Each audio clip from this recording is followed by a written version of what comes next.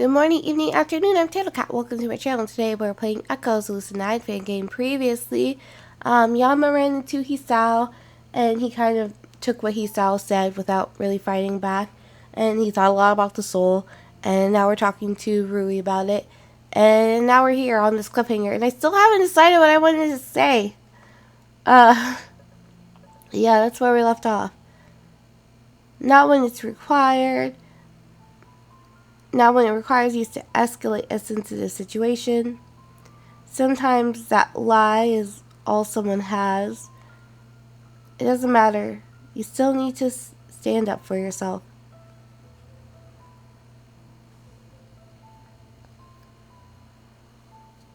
I mean, if you've done something wrong, you've done something wrong, you know?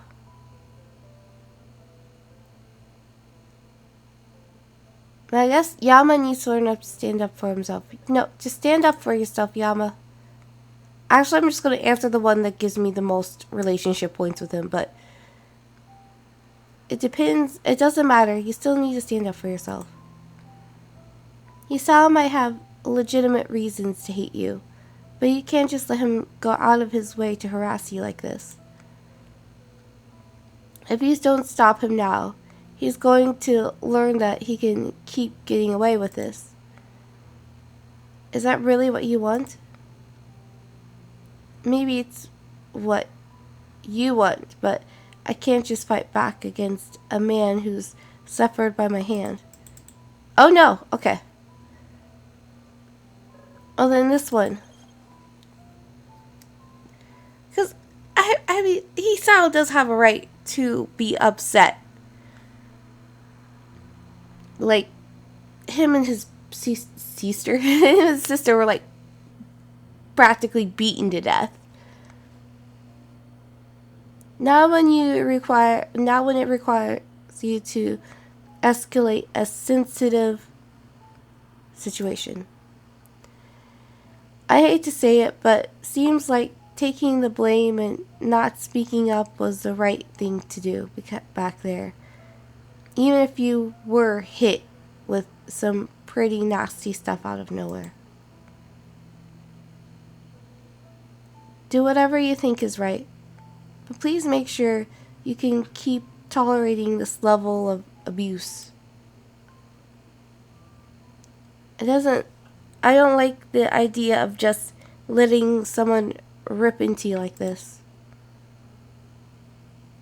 Has increased to 65. What does the other one do? Is it more?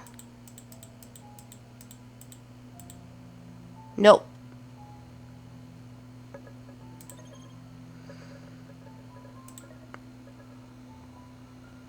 Neither do I, but I still appreciate you willingness to give it a chance. Don't worry, if Suzuki starts getting under my skin, I'll have your commander tell him off. You got my word on that. Inclined to facilitate a change in subject, I gestured toward a nearby data tablet. It's on the tablet. This one? No, the one that you're wearing as a hat. Yama smiles, picking it up off the table and proudly displaying the schematic on the screen. Just a few blueprints I threw together. The more technical half of my training, if you can call it that. Once I proved I could shoot, stab, and do busy work like running tests on ODGs, the cell commander asked me to design and build some prototypes based on what I'd learned. The big one's my design for a makeshift megakelvin plasma battery, and the above is for an automatic coil turret that can run off ESMs and melt down scraps of metal to use as ammo. Makeshift and plasma battery shouldn't really be in the same sentence. It works though. Mostly. Just make sure to watch for flux bleed if you get above 50 MT anywhere outside the insulating layer. You'll need to vent some coolant before the walls of the containment chamber get hot enough to boil tungsten. Otherwise, it's all good. I tested it myself, far away from the test site, of course. It is a makeshift plasma battery, after all. Even so, it's still pretty impressive. How long have you been studying this stuff? Yama falls silent. That's one of the things I'm still trying to figure out. Eris told me I've been taking lessons on and off for about 7 months. But that's in regular time. Nerve time, however, is a little, let's just say, weird. This is the first time I've heard of it. What exactly do you mean by nerve time? Yama leans forward and folds his hands, inhaling deeply. That's the issue. Nerve time isn't actually time. Not the kind of time you can measure with a clock, at least. The swing of a pendulum, the rotation of the earth, or the spinning of an atom is most often regular enough that its frequency can be observed at a constant level by multiple unbiased observers operating independent of that frequency. If you ask people to define a second, however, you'll get a range of results from what I've been told. That kind of variable perception was what inspired scientists to come up with a new measurement of time relative to the human brain. The theory of nerve time, and it is just a theory, states that any measurable perceived time experienced by an active neuron within the brain depends on the number of polarization cycles undergone within a given interval of actual time.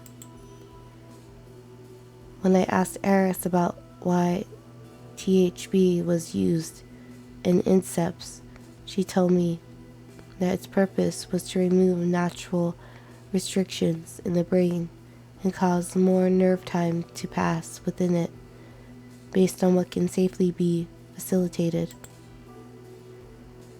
For most people, most of that information content of an incepts protocol is stored on the microbes that join with their neurons before actively feeding information into the brain through synaptic data proteins, like loading data from a storage into a random access memory.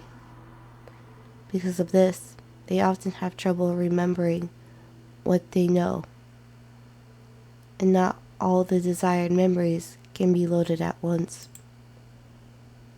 For us, and especially you, that's way less of an issue, and we can retain and access this information more readily. But this form of loading requires more nerve time to be experienced. and to do so completely. The normal learning process has to be replicated, which involves the simulation of consciousness, experience, and practice with spare neural bandwidth.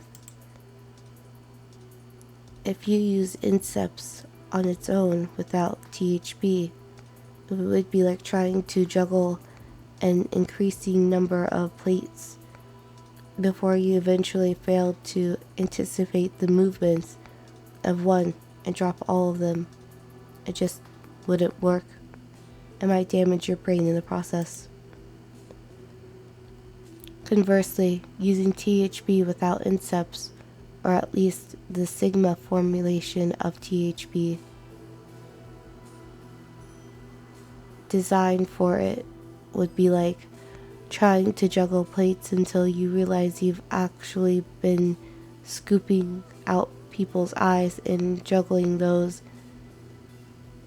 You then wake up with 100 years worth of memories, none of them useful, and dependent on whatever sick shit your brain decided to come up with for itself.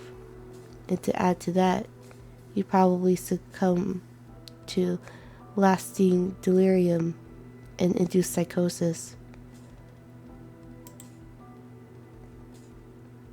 Since incepts can block out certain memories, deeply learned knowledge through the passage of nerve time can persist in declarative sense without the episodic context. That way, it's more efficient, since you'll just know without needing to remember why you know or what was happening when you learned it. Well, that's cool. Messed up that he had to go through all this, but cool. If the natural learning process is simulated by constructing reality, the experience, therefore, by using extra nerve time, you likely won't remember the place or moment where you learned it. Fortunately, the logs will, but I've been told they're best left for the algorithms to comb through.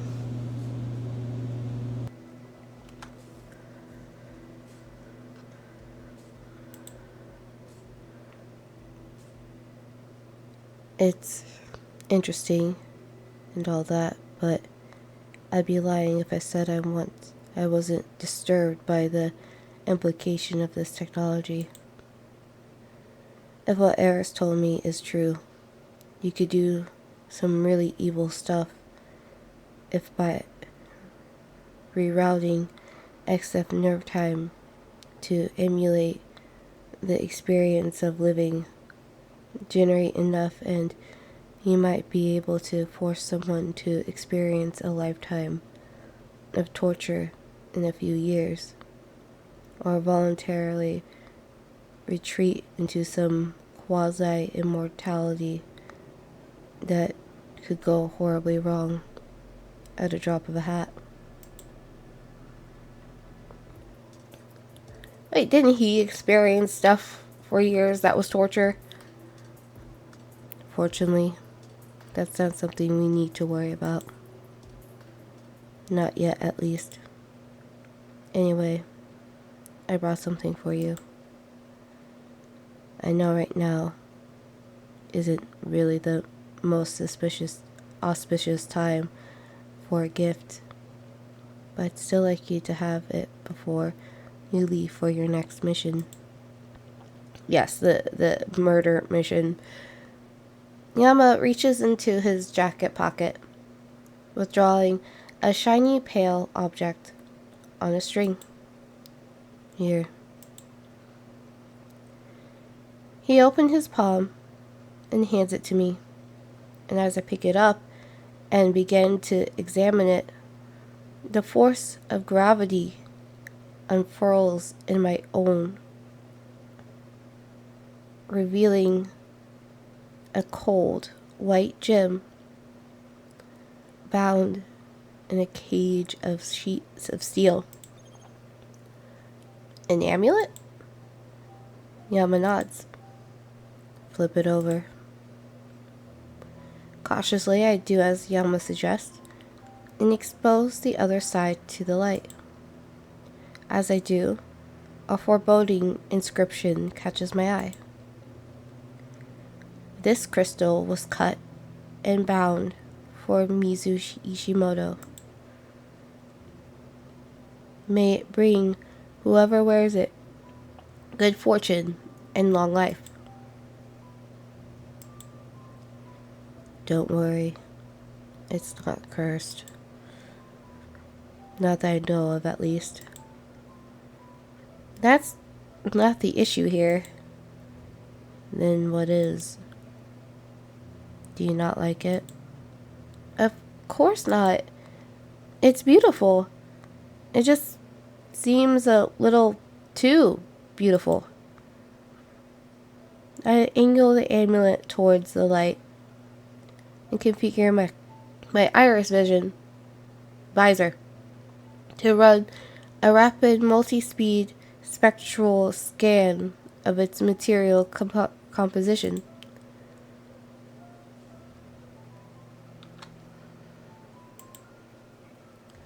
To say I'm surprised by the results would be the understatement of the year.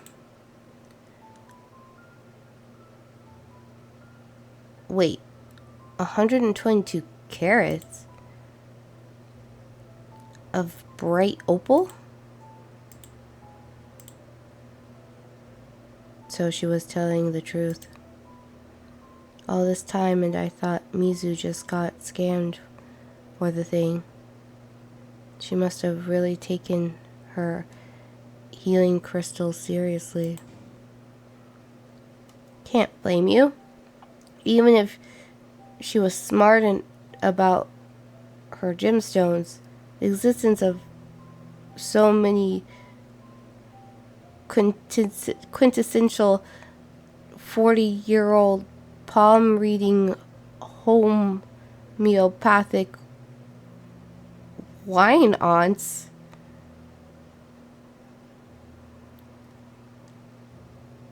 What?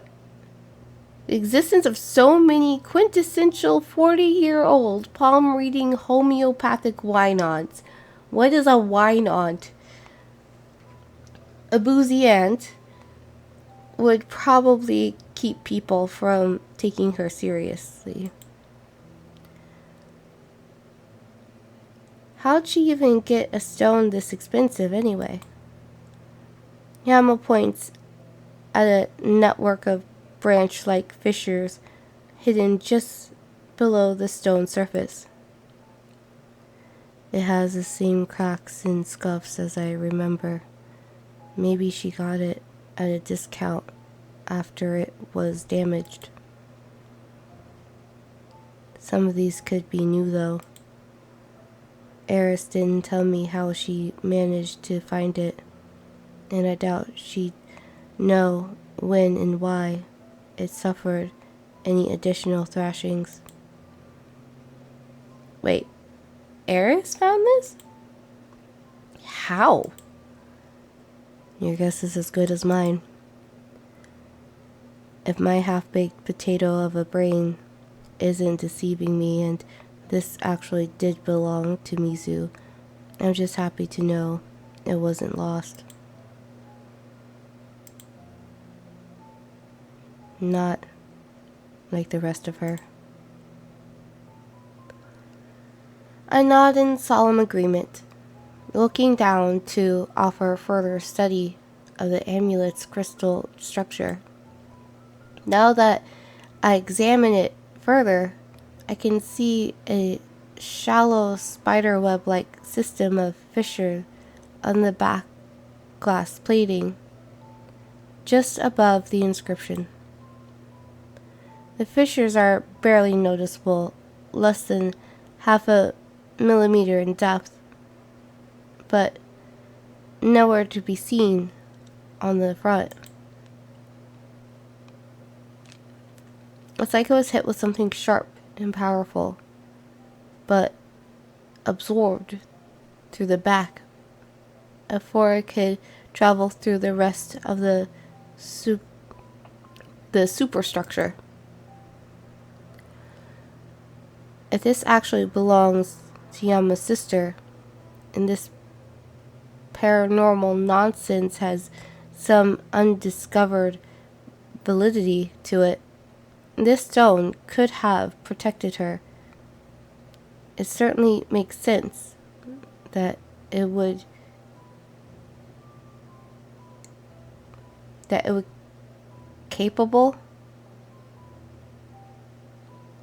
be capable of protecting itself if old-fashioned kinetic energy was among the damagers it protected from. But if that's the case, why would the back be damaged instead of the front? Well, if she was stabbed in the back and not through the front, it would hit the back of the necklace, would it not? I imagine it could have happened if she put it on backwards, but I doubt it would be comfortable to wear it like that. If that's the case, maybe some kind of sudden force spun it around and exposed it to damage. Unless the force was great enough that it didn't need to. Oh.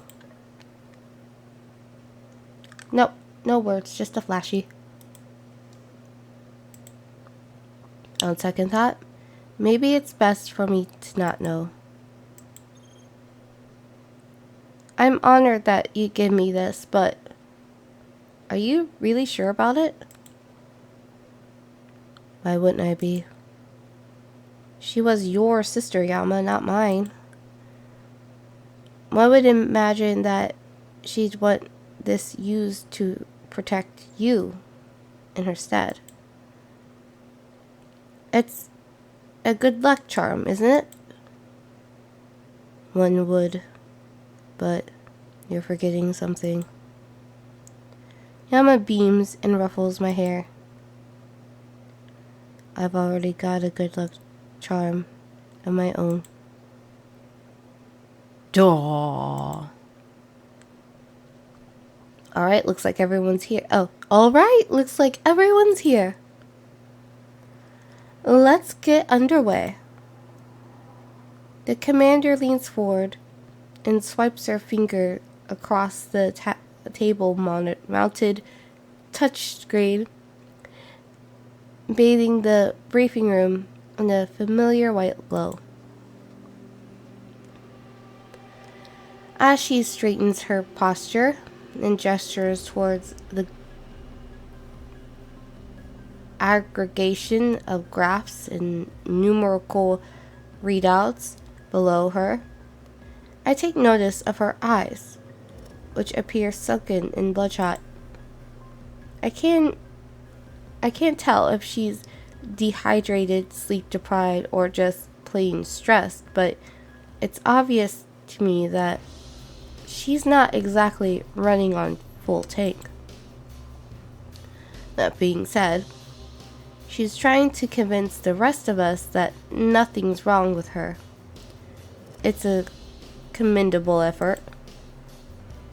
Without a physician in the room, it probably would have worked, but a good 3/4 of my former job involved identifying largely invisible ailments, as well as spotting and extrapolating their severity from certain physiological sublets.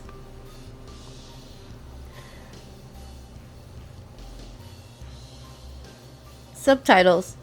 I don't know why I said sublets. Subtitles.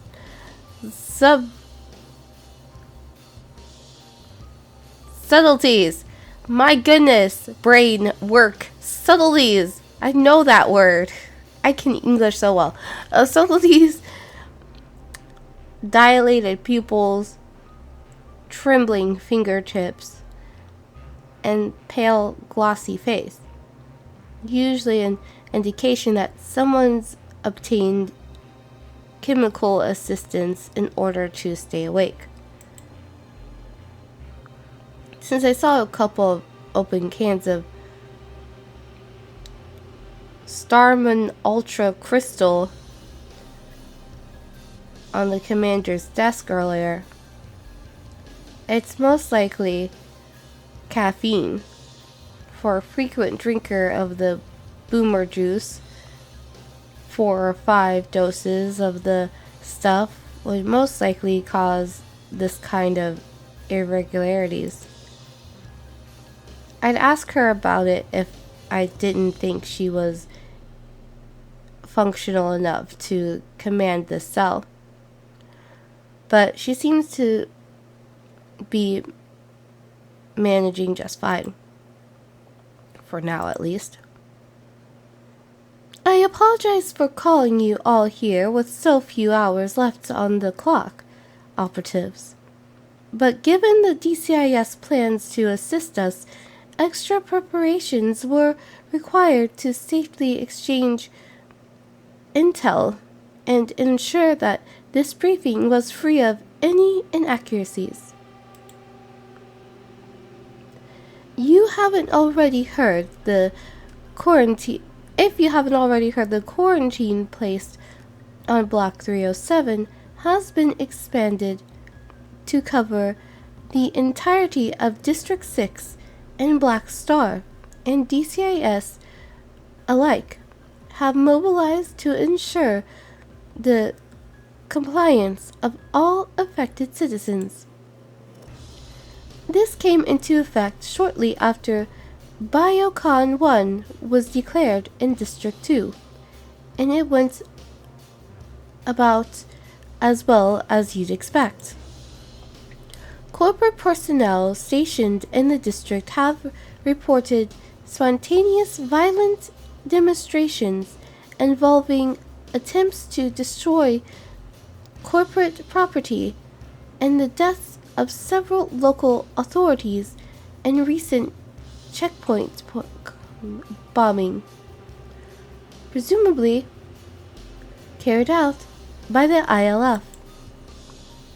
As a result, the use of live ammunition against civilians has been authorized, and hundreds have already been killed for getting too close to the district border. Fortunately, the majority of the people in 6 have remained compliant, but there's no telling who's going to start fucking around and finding out next.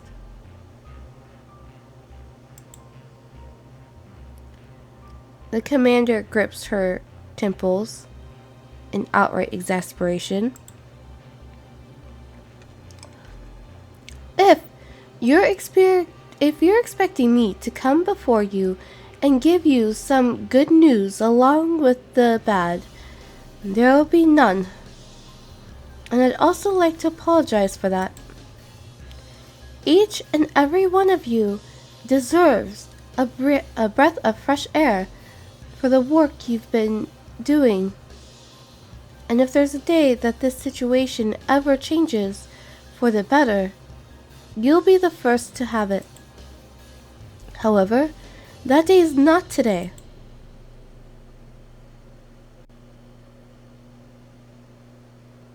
Research 235. Resource 225. Funding 190.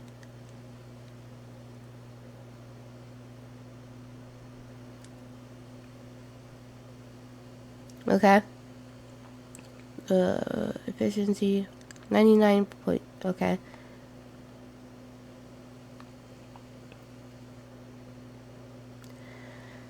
When I reload this chart, you're going to see updates on the Novel 40 outbreak from a couple of hours ago, just before the mayor announced that District 6 was under quarantine. As you can see, the situation has not improved. 18 hours ago, Dr. Kurogane informed us that Novel 40 had taken its first life in Isamu. This life belonged to a male resident of District 6, 82 years of age, and a class citizen of the Isamu meritocracy. A Class 2 citizen of the Isamu meritocracy. Cause of death was identified as pulmonary edema, brought on by a fungal infection. This infection was thought to have spread after his thymus and bone marrow were infected by Novel 40 and became targets of an autoimmune response. The next 2 fatalities reported also came out of District 6. A 32-year-old man suffering from lupus and a 9-year-old girl, both of whom were Class 2 citizens. Well, I guess we'll hear more of what's going on with the Novel 40 virus in the next episode.